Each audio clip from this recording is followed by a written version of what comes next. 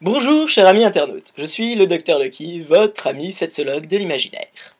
Et aujourd'hui, nous allons nous intéresser à ces petites créatures, les Mogs, de l'univers de Final Fantasy. Qu'est-ce que c'est que ça? Oh mon dieu! Non! Pas de mon oreille, non! Pas de mon oreille. Ça t'apprendra, trou de cul. Ah. Voilà, je suis là, désolé d'être en retard. Je me suis fait une petite balade. On se retrouve juste après le générique.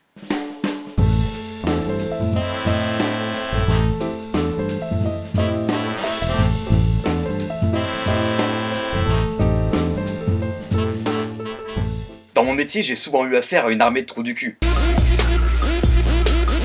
Ils ont, et à de nombreuses reprises, tenté de foutre la merde sur notre planète, mais par chance, de vaillants guerriers nous ont sauvés. Les lapins crétins. Pour ceux et celles qui ne connaissent pas les lapins crétins, ou qui n'ont pas quitté leur grotte depuis l'ère glaciaire, sachez que les lapins crétins sont devenus célèbres grâce aux jeux vidéo qui leur est consacré. Ils ont d'ailleurs imposé leur style grâce à leur stupidité extrême et au charme amusant qui s'en dégage. Ils viennent d'un monde lointain et voyagent à travers la galaxie pour nous distraire de leurs facéties rigolotes, mais pas seulement. En effet, ces lapins, comme tous les lapins, cherchent à se multiplier et étendre le nombre de leurs congénères en copulant avec tout ce qui bouge. Cet aspect de leur civilisation peut vous paraître inquiétante, voire effrayante, mais ne vous affolez pas car ils ne veulent absolument aucun mal. Alors quel type de sexualité ont ces lapinous?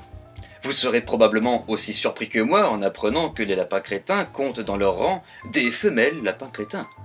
J'en veux pour preuve cette photo prise par un gentil papy pervers. Mais il a des putains de nichons! Bordel, mais pourquoi le grand créateur a-t-il eu l'idée saugrenue de foutre des putains de nichons à une créature aussi infantile? Pédobert, t'en dis quoi? Bah, forcément, j'approuve.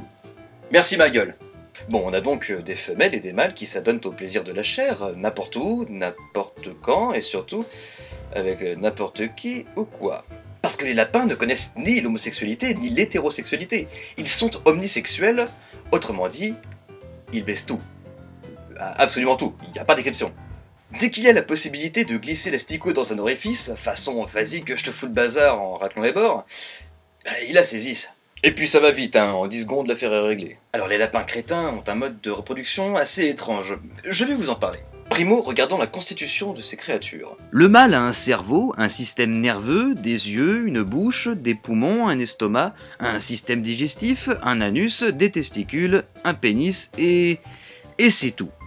Le corps est composé d'une matière souple qui fait office de chair et qui se meut grâce aux impulsions électriques envoyées par le cerveau. La femelle, elle, a un cerveau, un système nerveux, des yeux, une bouche, des poumons, un estomac, un système digestif, un anus, une poche à œufs et un pénis. Sans plus attendre... Quoi, il y a un détail qui vous choque? Ah, je vois, je comprends votre désarroi. Ne vous en faites pas, je vais vous expliquer. Déjà, vous vous doutez que le mâle ne peut pas insérer son pénis dans celui de la femelle, et il lui est impossible d'inséminer l'œuf par l'anus. Arrosé. Ne vous inquiétez pas, il reviendra dans 3 jours, comme Jésus. Alors donc, oui, comment fertiliser cet œuf? En premier lieu, nous avons le mâle. Celui-ci va se trouver un orifice dans lequel il va danser la java des roubignoles. Prenons pour exemple de réceptacle à laitance le nez d'un super-héros bien connu. Quand Lapine au lapin éjacule, ce dernier se retire et part se cacher dans un coin pas trop éloigné afin d'observer la suite des événements. Quand notre super-héros bien connu croit que le lapin en a fini avec son karcher à jute, voilà que Madame Lapin débarque et attaque par surprise. Elle insère alors son pénis dans le même orifice que son prédécesseur, attirée par des phéromones émises par la semence.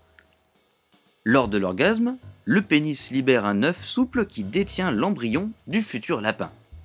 L'œuf est fertilisé au contact du sperme du lapin mâle. Celui-ci prend vie grâce à la captation des impulsions électriques parcourant le corps de l'être inséminé. Les choses vont ensuite très vite. Le bébé grandit jusqu'à 10 cm, il remue dans l'œuf et le quitte. Reste ensuite à sortir de l'orifice, car son corps, bien que mou, est coincé. Et la suspense, comment le bébé va-t-il s'en sortir?